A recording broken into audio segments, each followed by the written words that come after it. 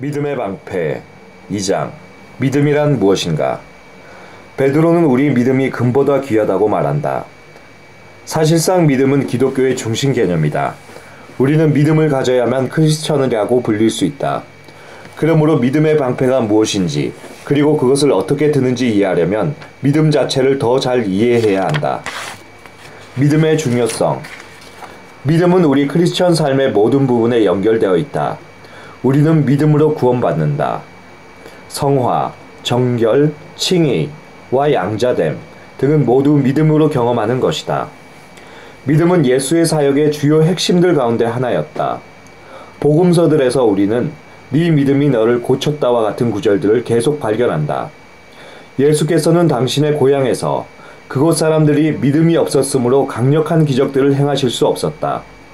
예수께서 그렇게 하실 능력이 없는 것이 아니었다.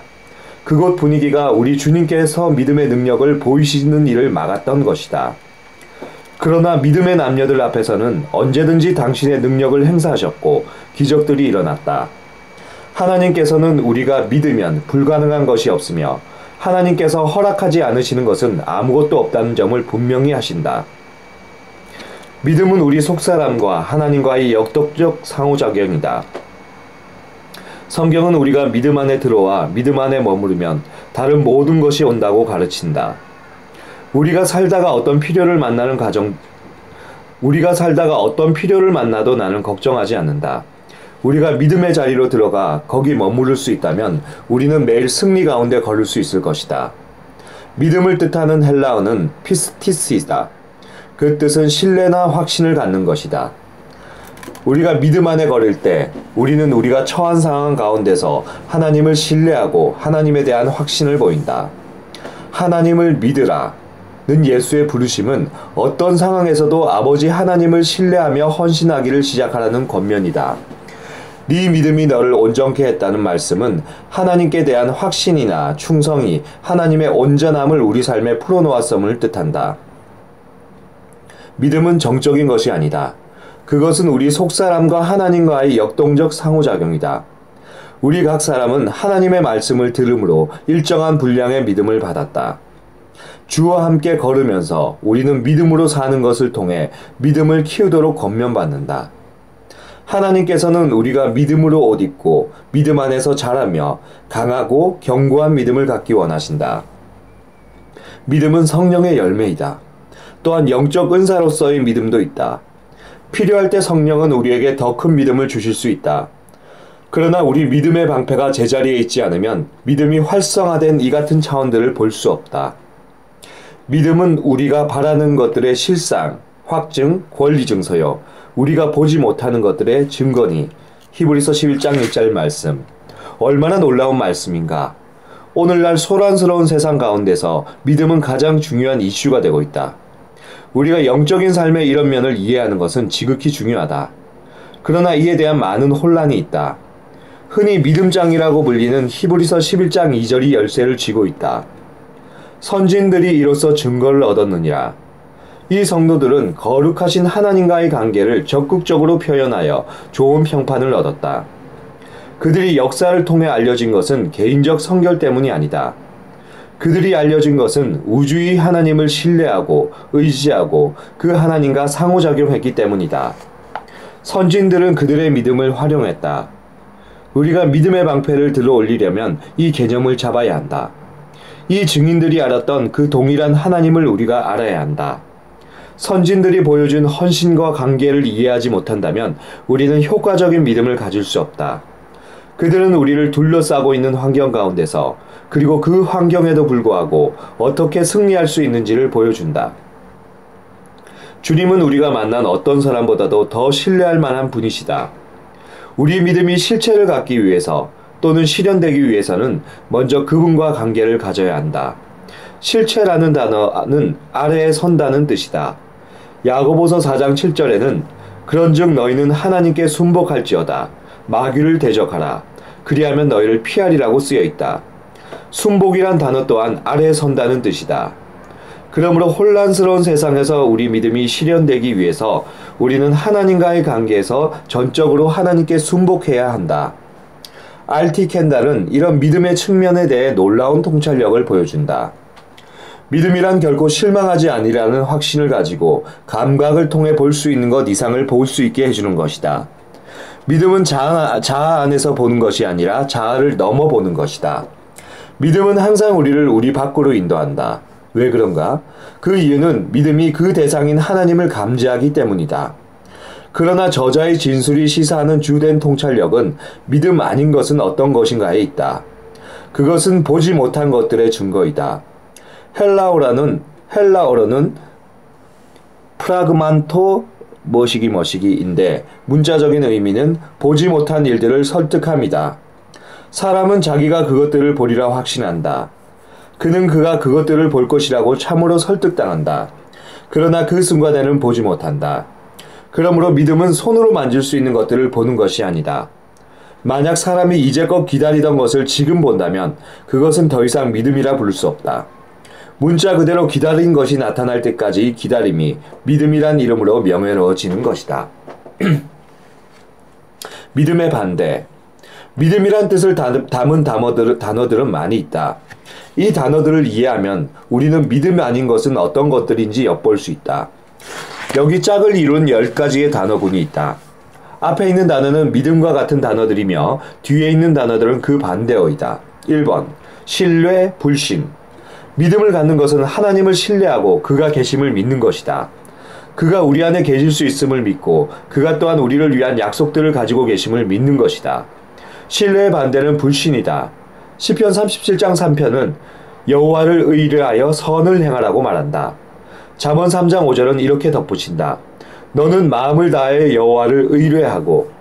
어떤 사람을 신뢰한다는 것은 그를 피난처로 삼는다는 것이다. 어미새의 깃털 아래 숨는 어린 새를 생각해보라. 다윗은 이 개념을 시편 57편 1편에서 아름답게 묘사하고 있다. 내 영혼이 주께로 피하되 주의 날개 그늘 아래서.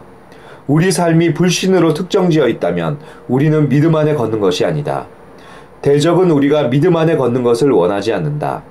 그래서 우리 삶 가운데 믿을 만한 관계들을 부수고 파괴하기 위해 할 수 있는 모든 짓을 다 할 것이다. 2번 신앙, 불신앙. 믿음은 하나님께서 하신 말씀을 믿는 것이다. 불신앙은 믿음의 적이다. 사탄이 우리 마음에 심은 불신앙에 동의하면 우리의 믿음은 소멸된다. 히브리서 3장 12절은 경고한다.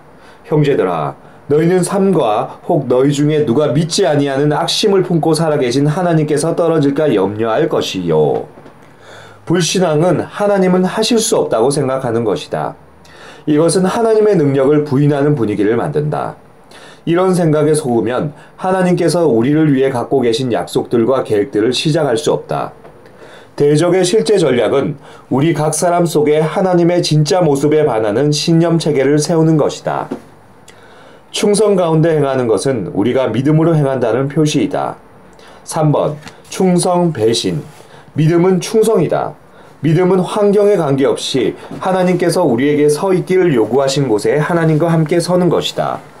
믿음의 반대는 배신이다. 우리가 하나님께 충성의 서약을 할 때 우리는 그것을 언약이라고 부른다. 충성 가운데 행하는 것은 우리가 믿음으로 행한다는 표시이다. 충성 가운데 행하는 것은 언약의 표시이다. 언약은 관계를 의미한다. 배신의 행위를 극복하기는 어렵다. 신약에서 가장 크게 대조되는 것들 중 하나는 예수의 충성과 유다의 배신이다. 배신의 행동은 우리 감정들의 상처를 입히고 깊이 새겨진다. 그 결과 그러한 고통스러운 체험 후에 우리의 관계는 방어적이 되어버린다.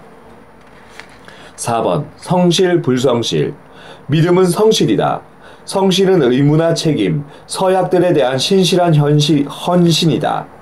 불성실은 믿음이 없는 것이다. 하나님의 신실하심이 우리 믿음의 기반이다. 불성실한 길을 택하는 것은 신뢰할 수 있는 우리의 능력을 부인하는 것이다. 하나님은 신실하시다.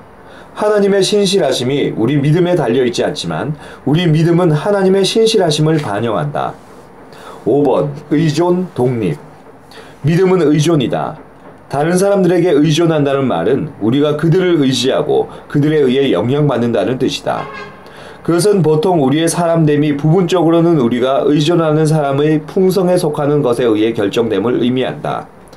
의존은 또한 순복과 연결된다. 우리가 의존한다는 것은 생존, 후원, 그리고 성공을 위해 다른 사람들을 의지하는 것이다.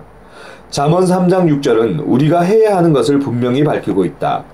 너는 범사에 그를 인정하라. 그리하면 너 길을 지도하시리라.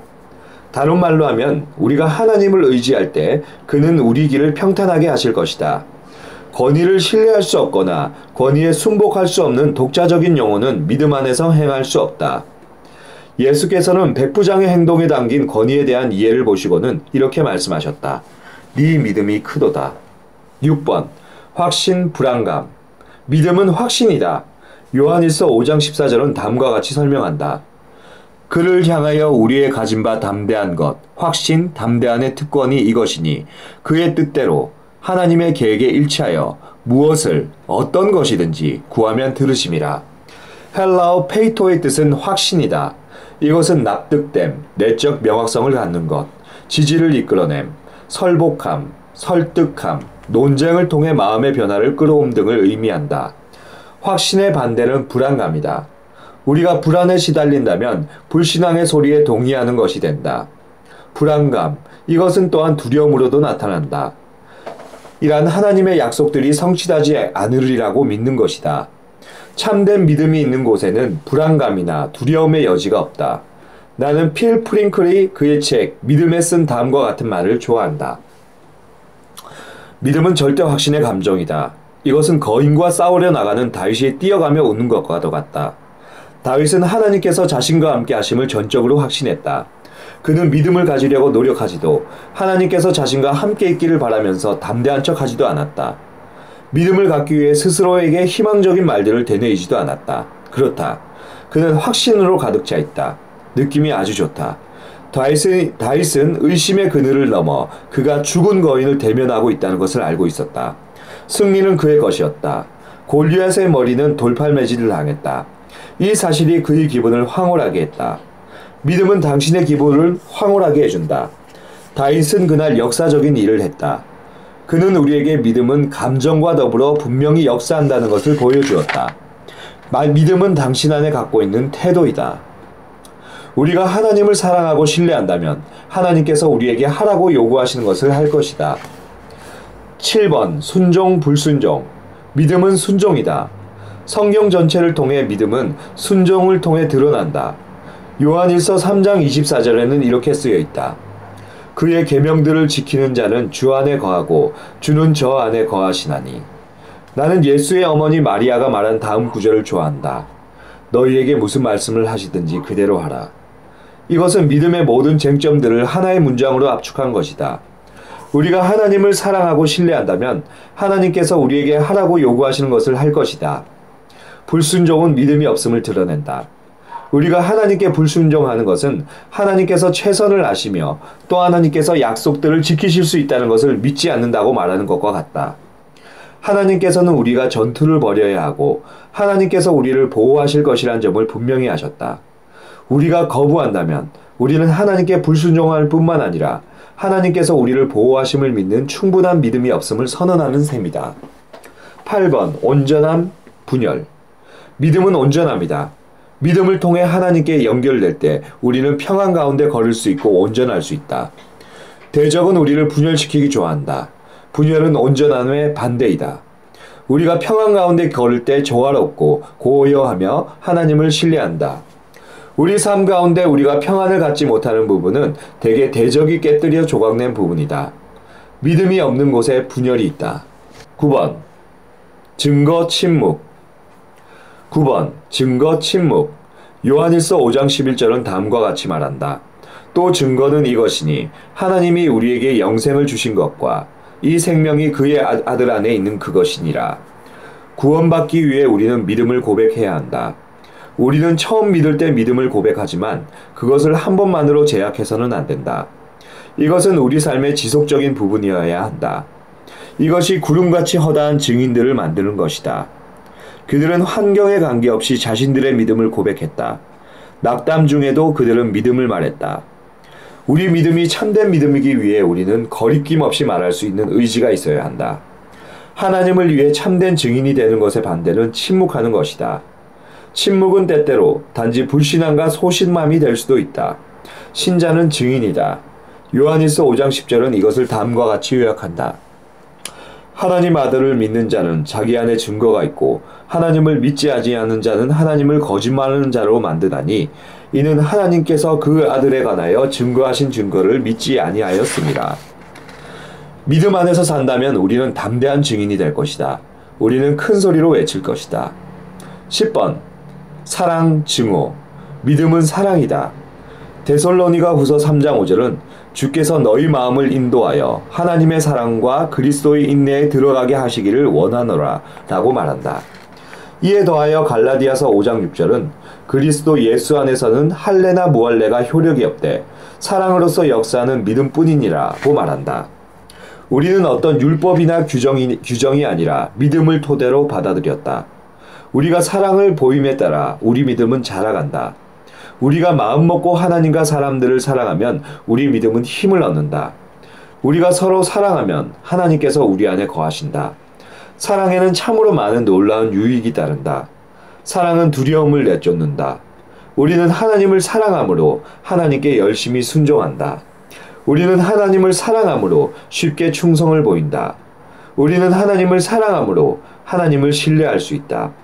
사랑의 반대는 증오이다. 자신이 빛 가운데 있다고 하면서도 그 형제를 미워한다면 실은 어둠 가운데 있는 셈이다.